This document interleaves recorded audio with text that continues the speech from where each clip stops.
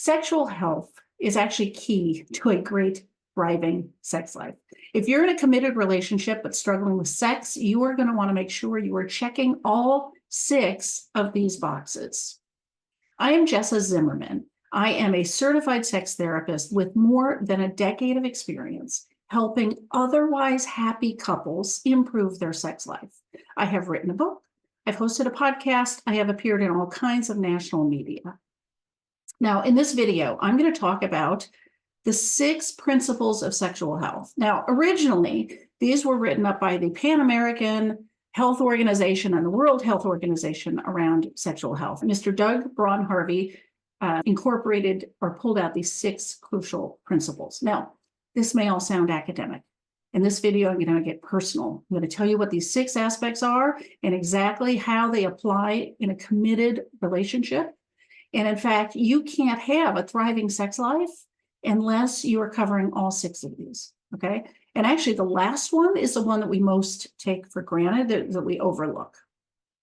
So first of all, healthy sex is consensual, okay? Sexual health, principle number 1, sex is consensual. This is the most universal sexual health principle on the planet. It is the starting point. Consent means voluntary cooperation, okay? And it communicates permission to be sexual with willing partners. Establishing consent throughout each step of a sexual interaction lets each person have the space for sexual safety and pleasure that is consistent with their desires. So when consent is given, you are saying, I want this, I want you to give me this, right? I desire something and I want you to do that. So you want to seek enthusiastic consent along the way, okay? It should be clear and unmistakable. And you may be thinking, I'm in a relationship. Aren't we beyond the point of needing to ask for consent? Couples often do develop a repertoire of sort of consented activities, but consent violations or incidents can still occur if you take that for granted, right? What we want can change over time. Just because we consented to something on Tuesday doesn't mean we really want it on Thursday, okay? Make sure that your partner is enthusiastic in their participation, and if anything, err on the side of checking in, okay? Revisit it. Sexual principle number 2, what makes a healthy, thriving sex life is it is non-exploitative. Okay, it requires this. Exploitation is when a person leverages their power and control, in sex for sexual gratification.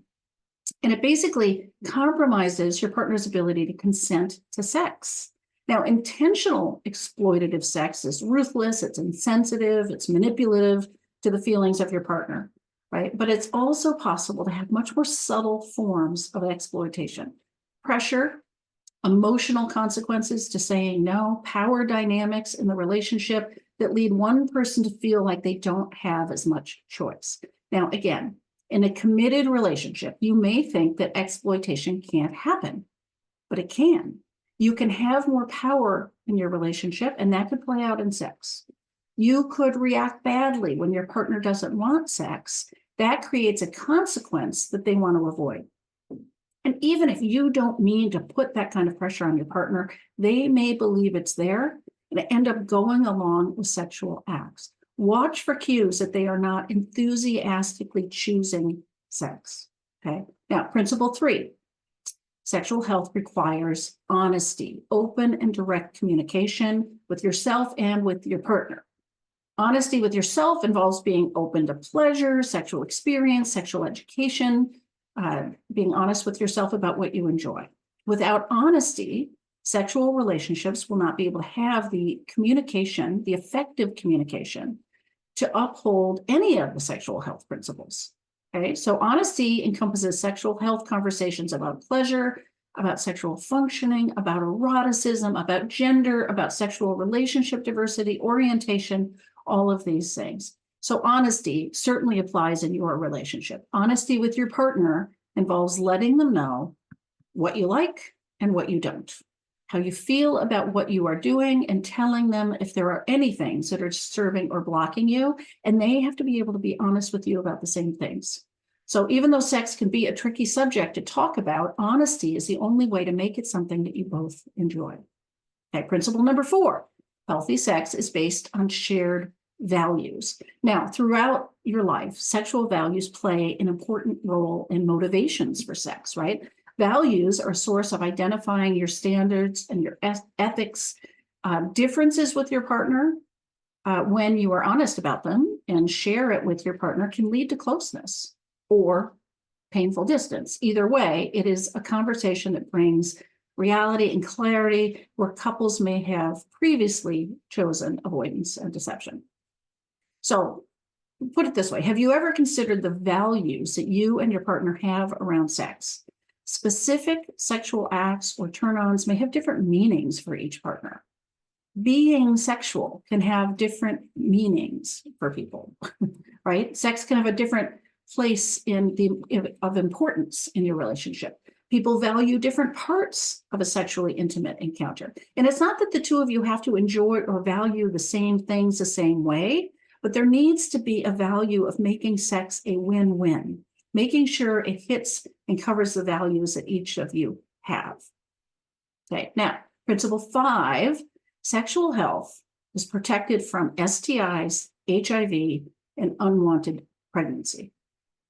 Okay, this sexual health principle addresses the need for anyone engaged in sex to implement a contraception plan so they have a choice about whether to get pregnant or impregnate someone, right? To prevent acquiring or transferring a sexually transmitted infection, and takes precautions to prevent the transmission of HIV.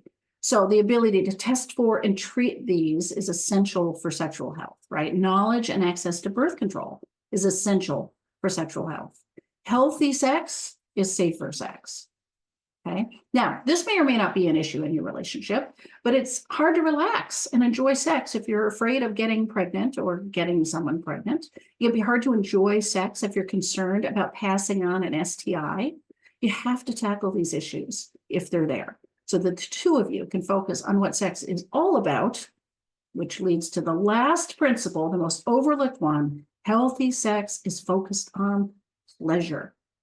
Pleasure is a sexual health principle. It is a primary motivation for sexual activity, whether that is masturbation or sex with a partner.